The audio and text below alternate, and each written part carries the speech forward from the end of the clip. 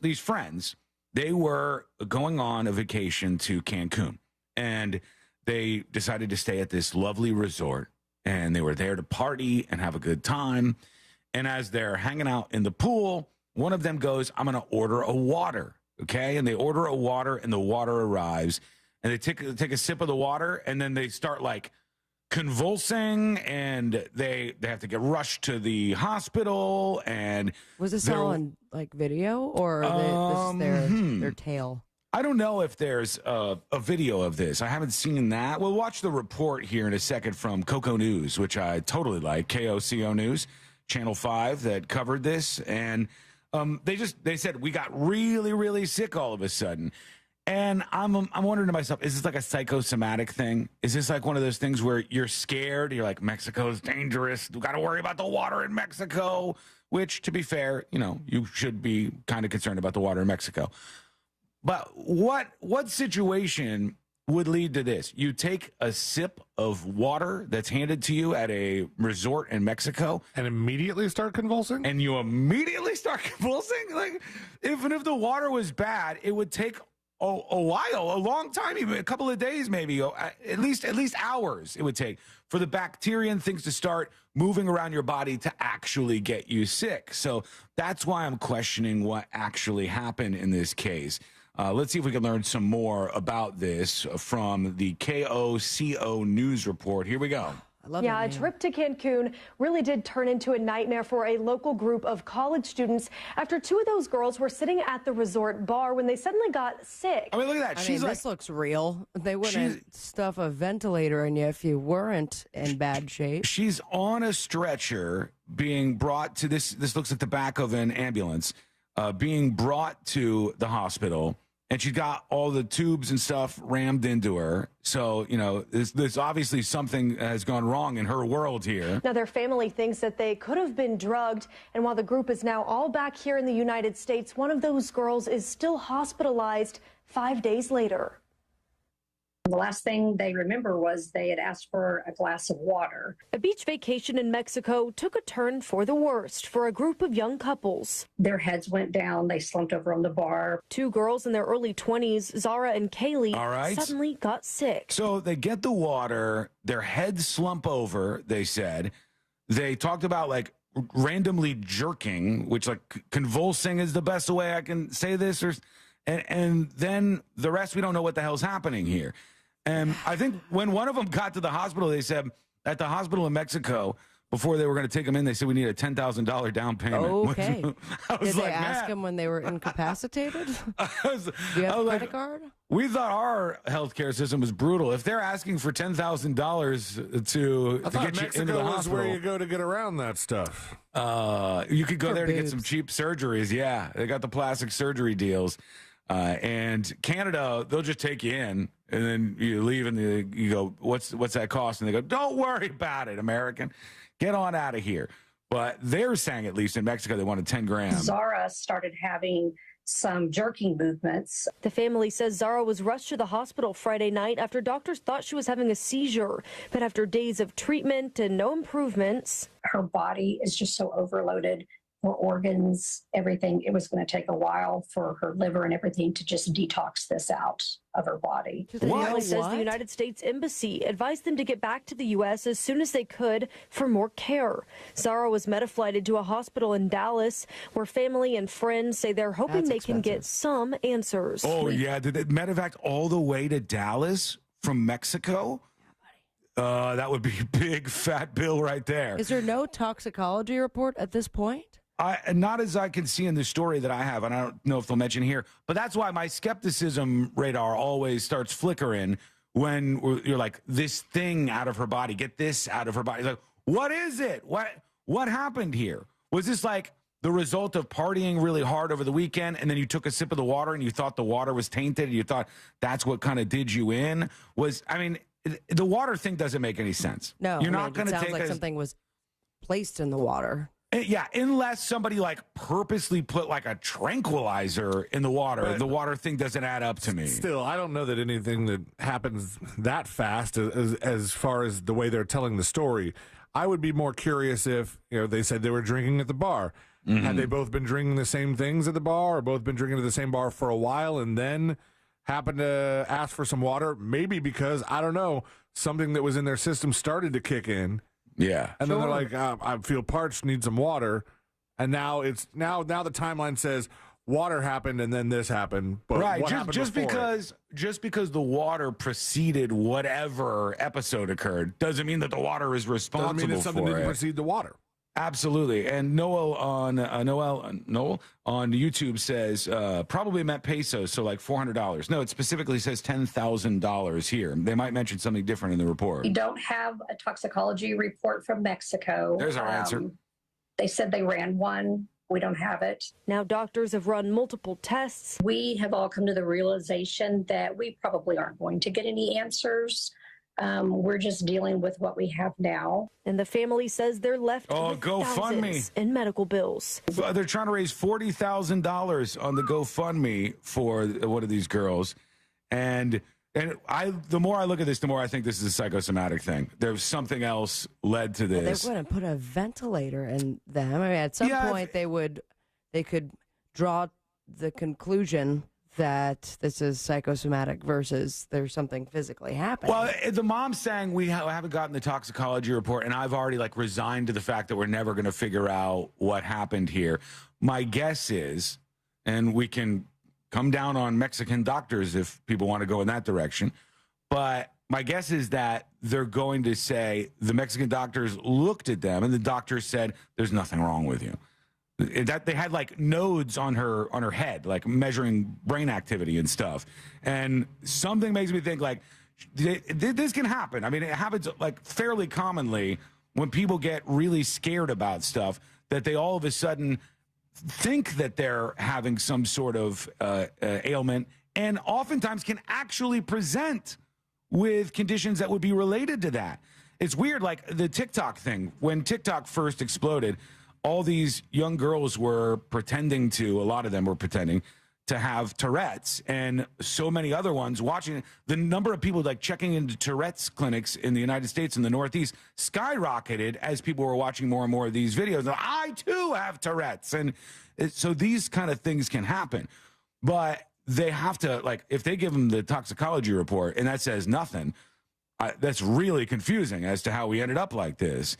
And it seems like one girl was way worse off than the other because she was in the hospital for 4 days. We have spent upwards of over $50,000 in desperate need to get her back. Plus, they say physical recovery isn't the only battle these girls are facing. Kaylie is doing better physically, emotionally. She's not.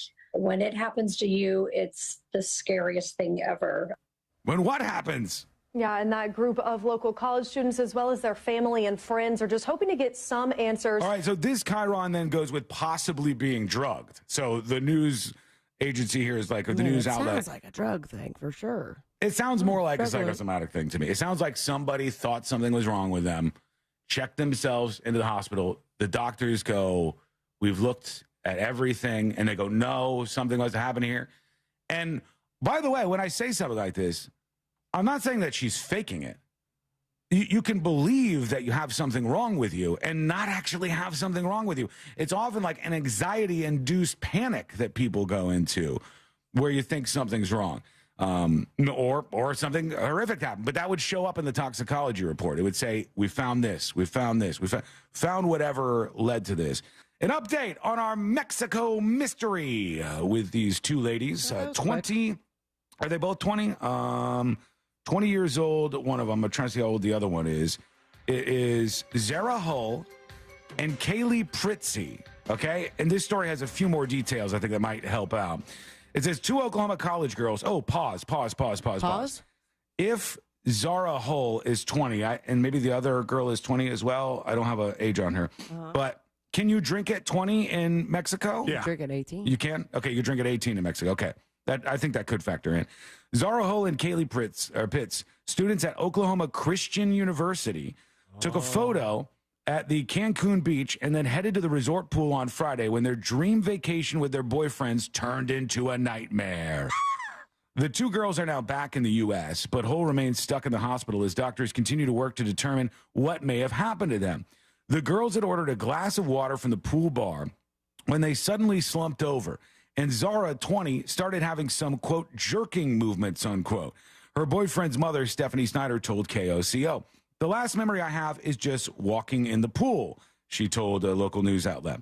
The girls were then sent to their rooms in wheelchairs, with Pitze later recounting, we were out, couldn't walk, couldn't talk, couldn't do anything. The following morning, Pitze says, it hurt to open my eyes. I was very nauseous. I couldn't move.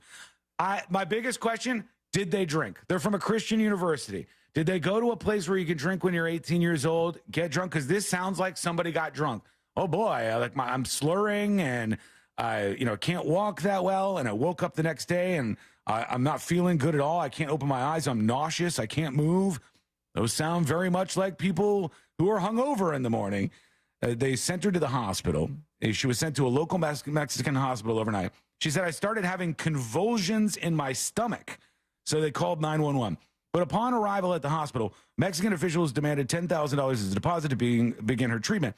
She then received a CT scan and was placed in the ICU while her boyfriend Jake had to pay $200 to stay in a room at the hospital overnight. Meanwhile, her seizures continued through the night. These are stomach seizures. This seems to be all about the money that has been spent.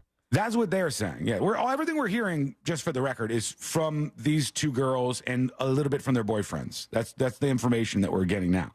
I don't even know if the resort has made a comment about this. Meanwhile, her stomach seizures, continued through the night, and the Mexican doctors intubated her.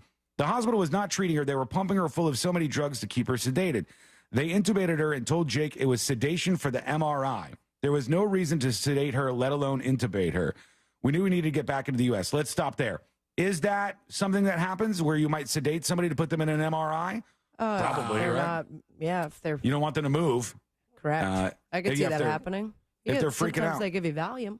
I wish I had gotten some sort of muscle relaxer for my MRI. Oh, it'd be so much nicer, wouldn't it? Take a little nap. Just make MRIs faster, please. It's hard not to move, especially when the pressure is on you not to move.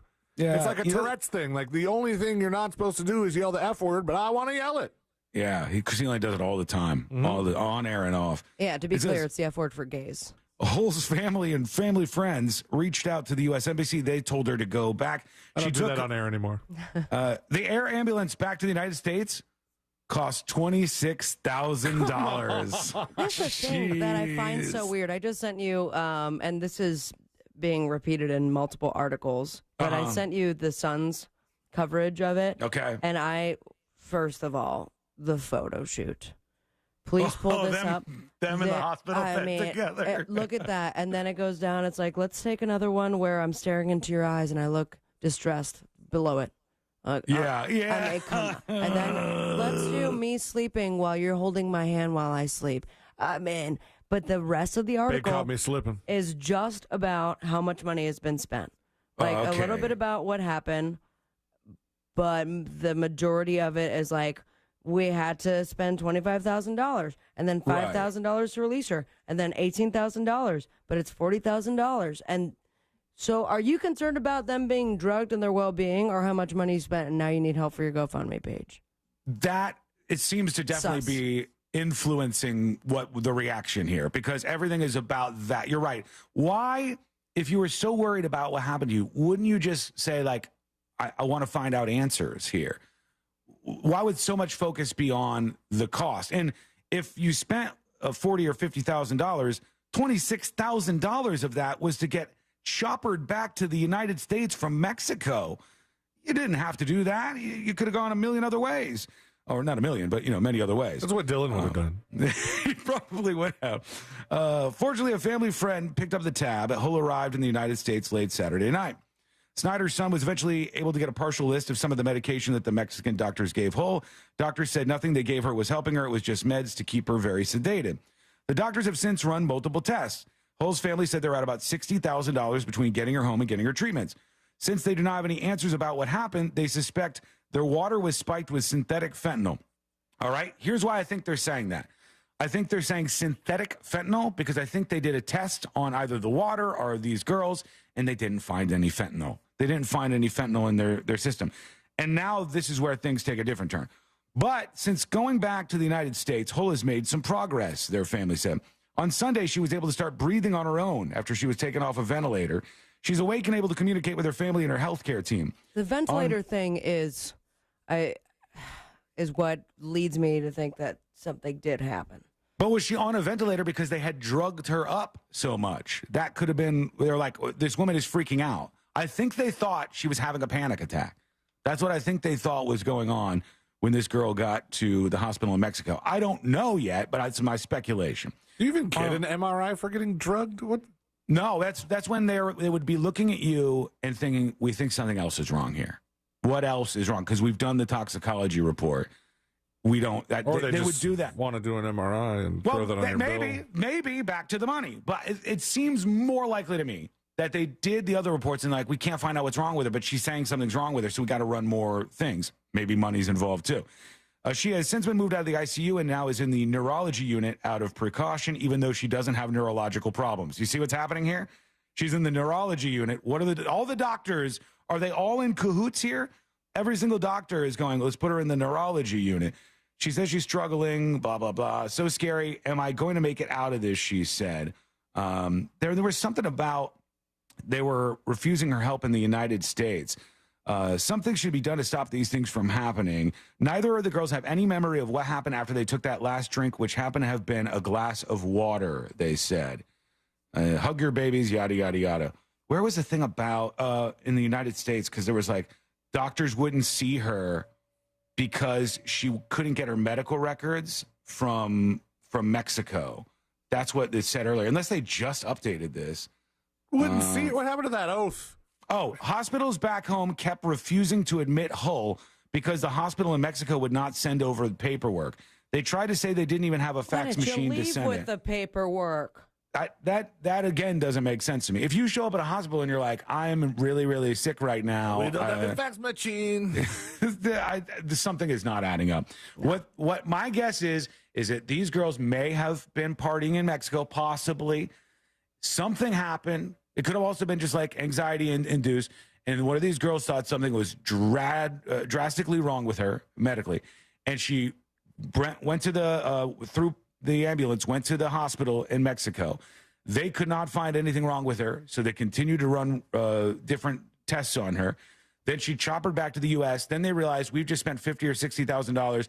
And they said, how would we ever recoup this money? Let's say this hospital was bilking us out of cash, and we want through a GoFundMe to be refunded. That's my guess. Sorry, I know I see some of you in chat saying you're reaching here, Sean. I don't think I am. We'll watch and see if there's an update, but that is my take on what I think happened in this story.